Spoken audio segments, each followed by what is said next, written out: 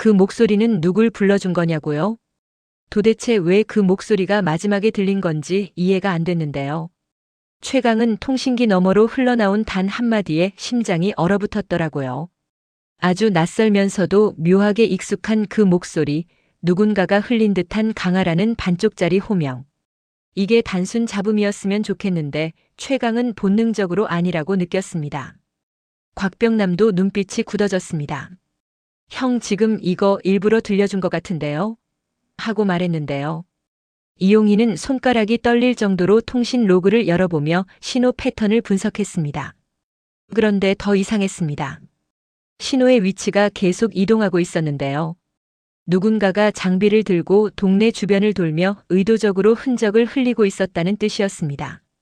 박정환은 곧장 장비를 챙겼고 정남현은 특공대 5인에게 필요한 기본 장비를 정리하며 표정이 굳어졌습니다. 설리번이 남긴 말도 계속 신경 쓰였는데요. 그림자 회로. 너희가 모르는 누군가가 움직인다. 설리번은 분명 아군 쪽이었지만 그가 두려워하는 상대가 있다는 사실이 오히려 더 무서웠습니다. 지금까지 상대했던 용병단이 아니라 그 뒤에서 움직이는 더 큰 무언가. 그리고 그 무언가가 이번엔 아주 노골적으로 최강의 팀을 시험하고 있었던 겁니다. 최강은 조용히 말했다고 합니다. 이번엔 우리를 부르고 있다. 무슨 이유인진 몰라도. 그리고 그 말은 이 사건이 단순한 비리 척결이나 지역 충돌 정도가 아니라는 걸 예고하는 신호였죠. 통신 신호는 계속 흔들리며 위치를 바꾸고 있었는데요. 곽병남은 신호가 지나치게 깔끔하다고 지적했습니다. 형, 이거 미끼 냄새가 너무 나는데요? 이렇게 티나게 흔들리는 신호는 누가 봐도 우릴 따라오라는 뜻 아니에요? 병남의 말이 맞았습니다. 그건 도망치는 신호가 아니라 유도하는 신호였거든요. 이용희는 분석 결과를 공유했습니다. 신호 패턴이 구형 군용 장비와 비슷했는데 국내에 있는 장비와는 주파수대가 달랐습니다. 해외에서 들여온 비인가 장비라는 거죠. 박정환은 표정이 더 날카로워졌습니다. 외국 장비면 설리번 쪽이 아니고 그 반대라는 건데 설리번이 경고한 그림자 회로가 실제로 움직였다는 의미였습니다. 정남현은 팀의 장비를 재확인하면서 말했습니다. 어차피 우리 동네 특공대가 나설 타이밍이란 건 확실해졌네요. 근데 이번엔 장난 아닌 상대일 수도 있어요. 남현의 말투가 진지해지자 모두 긴장했는데요. 최강은 갈등하고 있었습니다. 왜 이 신호가 강하라는 호명으로 시작된 건지, 그리고 왜 자신을 부르는지. 이 신호가 자신을 겨냥한 함정일 수도 있었고 아니면 더 큰 비밀을 풀 실마리일 수도 있었죠. 그리고 그는 선택해야 했습니다. 결국 최강은 미끼일 가능성을 알면서도 추적을 시작했습니다. 우리를 부르는 이상 이유가 있을 거야. 설령 함정이라도 우리가 먼저 확인해야 한다. 그리고 그 말이 모두의 긴장도를 한 단계 더 끌어올렸습니다. 신호를 따라가 보니 이상하게도 외곽 창고가 최종 지점으로 잡혔습니다. 그런데 막상 도착해 보니 아무것도 없었는데요. 박정환이 문을 뜯고 들어갔지만 안은 텅 비어 있었습니다. 먼지조차 뒤집힌 흔적이 없었습니다. 여기 누군가 일부러 청소하고 도망간 것 같은데요. 박정환이 낮게 말했습니다. 그런데 이용희가 바닥에서 작은 금속 파편을 발견합니다. 마치 통신 단말기 외장에 쓰이는 부품 같았는데요. 문제는 그 파편이 국내에서 쓰지 않는 외제 군 장비에서만 나온다는 점이었죠. 정남현은 또 다른 단서를 발견했습니다. 스프레이로 급히 지워진 흔적 같은 어떤 문양. 병남이 휴대용 UV 라이트를 비추자 희미한 마크가 드러났습니다. 마크를 본 최강의 표정이 굳었습니다. 이거 설리번이 알려준 그림자 회로의 식별 문양이야. 그 문양이 여기 있다는 건 그림자 회로가 직접 우리 동네 특공대를 호출했다는 뜻이었죠. 그 순간 통신기에서 또다시 잡음이 섞인 목소리가 들렸습니다. 다가와라 강. 이번엔 훨씬 또렷했습니다. 최강의 눈에서 망설임이 사라졌습니다. 좋아. 이제 확실해졌네. 우리를 부른 게 누구든 끝까지 따라가 보자. 최강은 내부적으로 비상작전명을 선포했습니다. 작전명 개대됨. 뜻은 간단했습니다. 개가 덤비면 제대로 대가를 치르게 한다. 우리 동네 특공대 5인은 흩어져 임무를 분담했습니다. 병남 장비 및 신호 추적. 이용의 네트워크 추적 및 역추적. 박정환 근접 전술 및 돌격. 정남현 지원 경로 확보. 최강 지휘 및 최종 접촉. 역추적이 시작되자마자 신호는 생각보다 가까운 곳에서 튀어나왔습니다. 외국 세력이 아니라 국내 누군가가 외국 장비를 이용해 위장한 것이었죠. 병남의 얼굴이 사색이 되며 말했습니다. 형, 이 신호 마을 근처에서 나오는 게 아니고 더 안쪽입니다. 우리랑 훨씬 가까운 곳. 그 말이 끝나기도 전에 주변에서 폭음이 울렸습니다. 누군가가 그들의 움직임을 알고 미리 터트린 일종의 경고 폭발. 박정환이 본능적으로 사람들을 밀쳐내고 방어했는데요. 이어서 통신기가 강제 연결되더니 아주 낮은 웃음소리가 흘렀습니다. 왔냐, 최강. 목소리는 더 이상 잡음이 아니었습니다. 마치 오랫동안 기다렸다는 듯 그를 이름으로 부르고 있었다는 점이 가장 소름이었죠. 우리 동네 특공대는 급히 폐공장을 중심으로 포위하듯 접근했습니다. 건물 내부는 비어 있었지만 벽면에는 누군가가 급하게 남긴 전술 도면이 있었는데요. 이 도면을 보자마자 이용희는 얼굴이 굳었습니다. 이건 그냥 장난이 아니에요. 이건 우리 동네 특공대의 동선까지 완벽히 파악한 우리를 연구한 사람이 만든 도면이에요. 최강은 믿기지 않는다는 듯 도면을 들여다봤습니다. 상대는 그들을 단순한 방해 세력으로 본 게 아니라 분석 대상, 위험 요소, 그리고 동시에 시험 대상으로 여기고 있었던 겁니다. 정남현이 주변을 살피며 말했습니다. 우릴 여기까지 불러낸 이유가 혹시 우리 안에서 뭔가 확인하려는 거라면요? 박정환이 즉시 반박했습니다. 아닐 겁니다. 우릴 갈라놓으려는 거죠.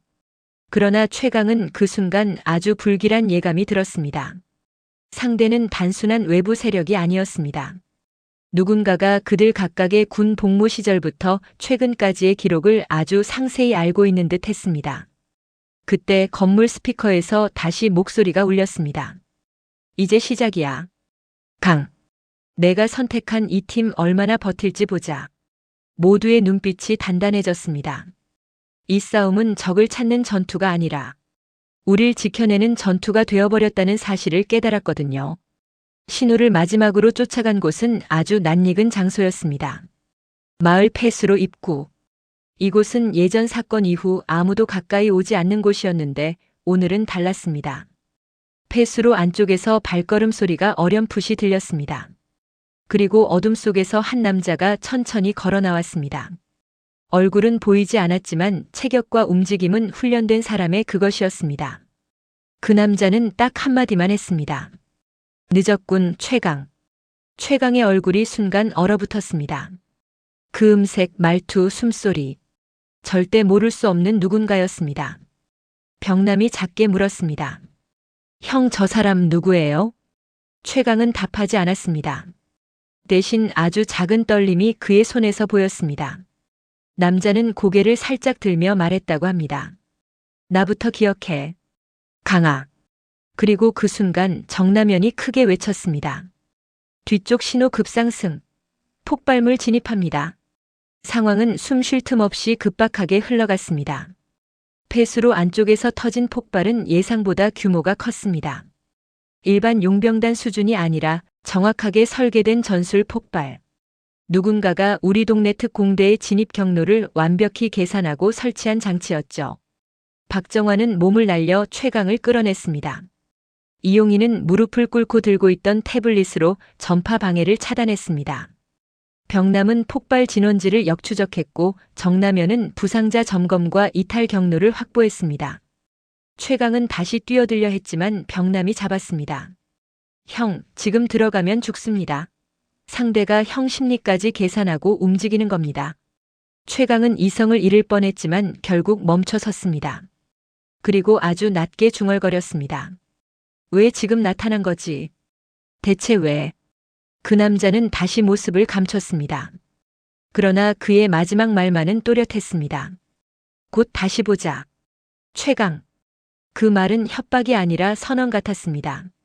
사건 후 우리 동네 특공대는 비공식 회의를 열었습니다. 모두의 얼굴에는 지친 기색이 있었는데요. 이번 적은 지금까지와 차원이 달랐습니다. 그들은 우리 동네 특공대를 분석하고 심리 패턴을 파악하며 약점을 찾아 움직이고 있었습니다.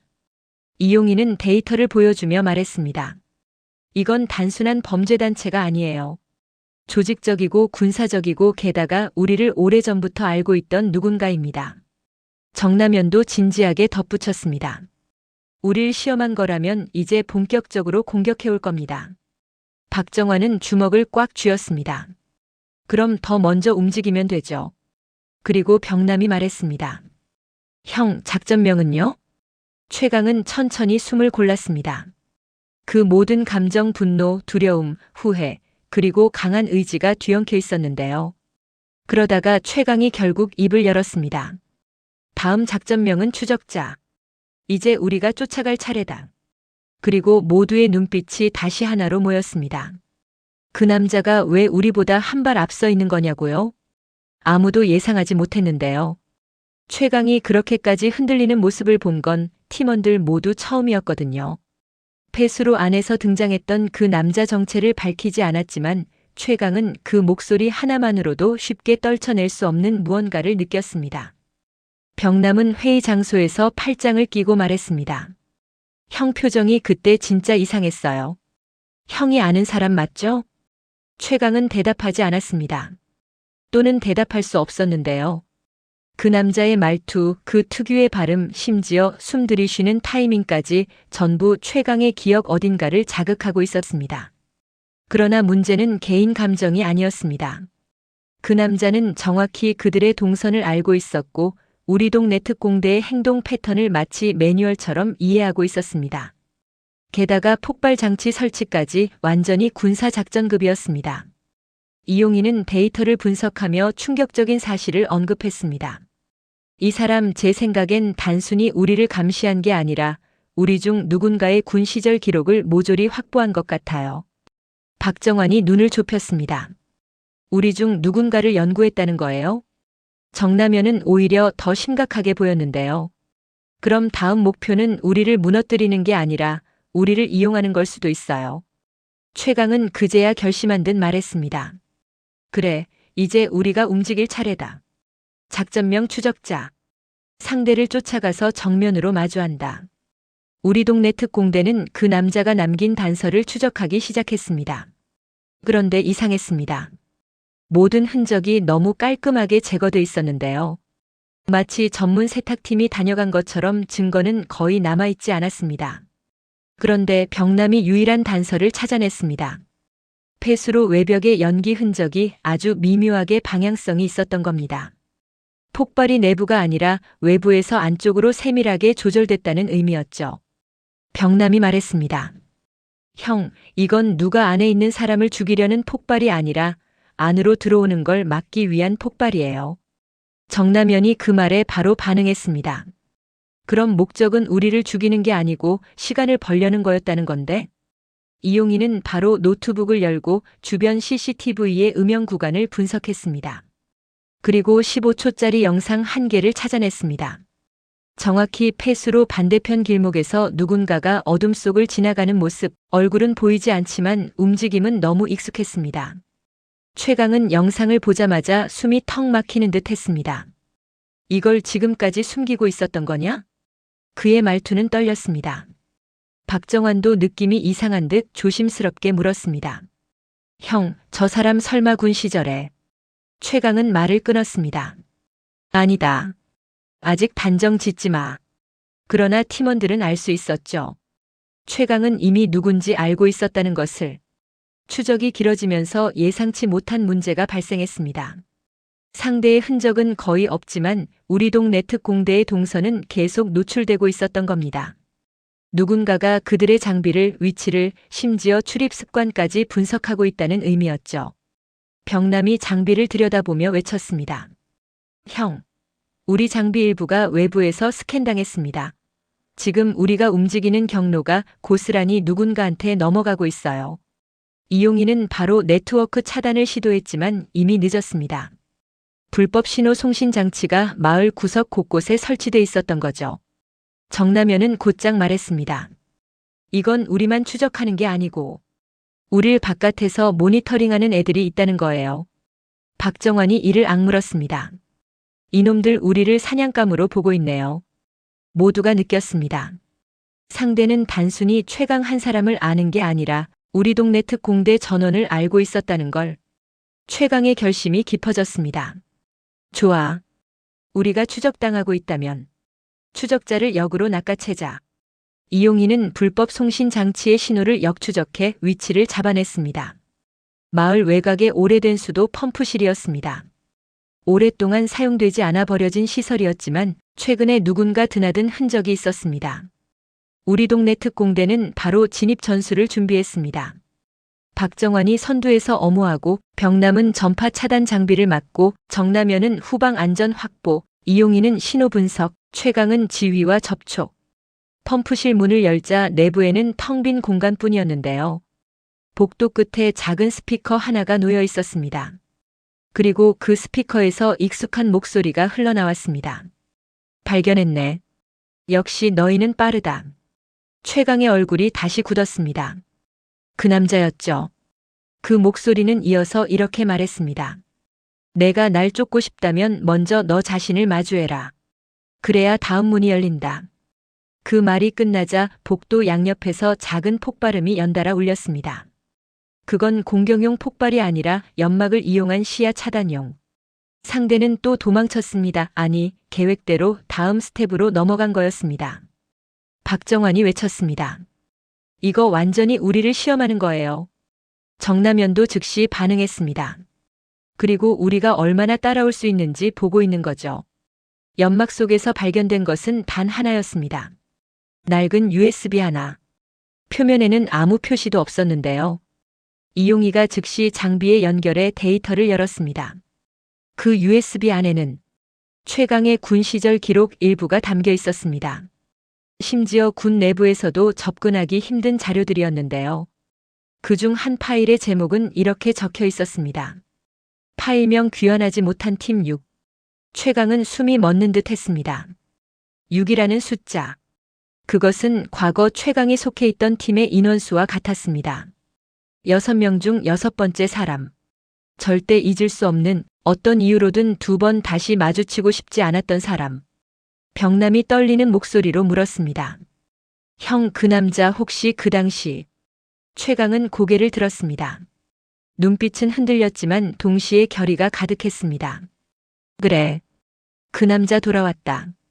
이 순간 앞에서 예고되던 그림자 회로의 실체가 아주 작은 틈을 드러낸 것이었죠. USB 안의 데이터는 파편화돼 있었고 일부는 손상돼 있었습니다. 그러나 두 가지 사실만큼은 명확했습니다. 최강의 예팀 중 6번째 인물이 사라진 것이 아니라 누군가에 의해 은폐되었다는 점. 그 인물이 지금 우리 동네 특공대 앞에 나타났다는 점. 이용희는 USB를 해석하며 말했습니다. 이건 내부에서 누군가 고의로 삭제한 기록이에요. 그리고 이걸 가지고 있는 사람은 기록을 삭제한 그쪽과 연결돼 있는 사람이란 뜻이죠. 정남현은 충격을 감추지 못했습니다. 그러면 지금 우리랑 싸우는 이 조직은 한국 내부 세력이라는 거예요? 박정환도 분노를 억누르며 말했습니다. 우릴 이렇게 시험한다는 건 이유가 있는 겁니다. 최강은 USB를 손에 쥐며 천천히, 아주 천천히 말했습니다. 이 조직은 단순한 범죄단체가 아니야. 우릴 알고 있고, 우릴 과거부터 지켜봤고, 그리고 지금 우리 동네에서 뭔가를 시작하려 하고 있다. 그 말에 병남이 크게 숨을 들이켰습니다. 형, 이제 어떻게 할 건데요? 최강은 명확하게 선언했습니다. 찾아낸다. 그놈도 조직도 목적도. 전부 끝까지. 우리 동네 특공대는 즉시 움직였습니다. 병남은 마을의 모든 전파 교란 장치를 제거하기 시작했고 정남현은 주민들의 안전망을 확보했습니다. 박정환은 이동 경로를 확보하며 주변 순찰을 강화했고 이용희는 USB 안에 숨겨진 파일을 분석해 6번째 인물의 현재 위치를 좁혀가기 시작했습니다. 그리고 밤 11시 37분 결정적인 신호가 잡혔습니다. 아주 희미하지만 분명한 움직임. 위치는 마을 북쪽에 버려진 저수지 관리소. 최강은 조용히 말했다고 합니다. 거기서 기다린다는 거군. 그리고 우리 동네 특공대는 드디어 추적자 작전을 정식 개시했습니다. 저수지 관리소 앞에 도착해 모든 장비를 점검하던 그때 갑자기 바람이 방향을 바꿨습니다. 그리고 어디선가 익숙한 목소리가 들렸습니다. 왔구나, 강. 목소리는 가까우면서도 멀었고 분명 바로 앞에 있는데도 모습은 보이지 않았습니다. 그러자 최강이 아주 천천히 그러나 명확하게 대답했습니다. 그래. 이번엔 도망가지 마. 그 말에 목소리는 낮게 웃었습니다. 도망간 적 없다. 오히려 내가 너무 늦은 거지. 그 말과 동시에 저수지 관리소의 어둠 속에서 붉은 조명이 켜졌습니다. 다음 편은 드디어 정체와 목적이 드러나는 결정의 밤이 됩니다. 구독과 좋아요 부탁합니다. 제작에 큰 힘이 됩니다.